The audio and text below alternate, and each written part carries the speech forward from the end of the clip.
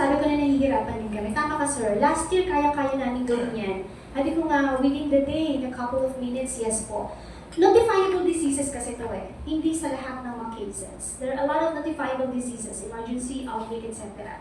Okay? Pwede naman pala sa LGU eh, di ba? Pwede nyo pong silang itan, baka kasi wala silang ganong directives. Kasi pag sa amin, pag regional data na, baka pwede mag-release, kailangan ko lang sa Jensen eh.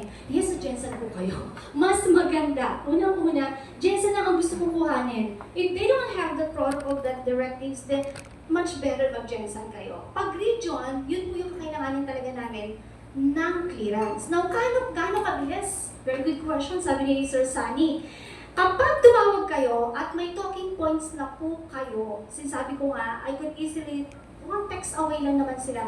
Eto, yung i-release namin, no? Kukulitin ko sila within couple of minutes, pwede sila mag-reply agad. I-check agad nila yan. Kasi may mga point person din naman kami sa kanila.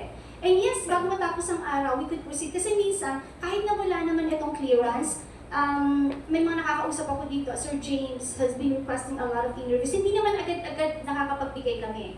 We need to wait for the availability of the resource person. Hindi rin ganun agad. Kumbaga, pwede natin tapatan yun basta meron na kayo nakahandang talking points. Right? Pwede namin tapatan agad yun. Just like before then, hindi ganun magtatagal din. Ang nagtatagal lang kapag hindi alam yung protocol. Kasi, gagawa ko. Ay, kailangan talking. Kasi gagawa pa ako, ganito. Doon lang nagtatagal. But if you're prepared, then we're also prepared. Bibilisan din natin. Kaya, very important na magkaroon talaga ng meeting para malaman nyo na, ay, ito pala yung mga kailangan namin i-prepare. Pero yes po, hindi namin patatagalin. As much as possible, ay, we have to disseminate information. At alam niyo ba, libre kasi yan. Hindi namin kailangan bayaran kayo para mag-release ng information di ba? So, we value that. When you ask for interview, I value that a lot. Kasi your followers are not our followers. You have your own followers and fans Yung reach nyo, ganun ka-wide.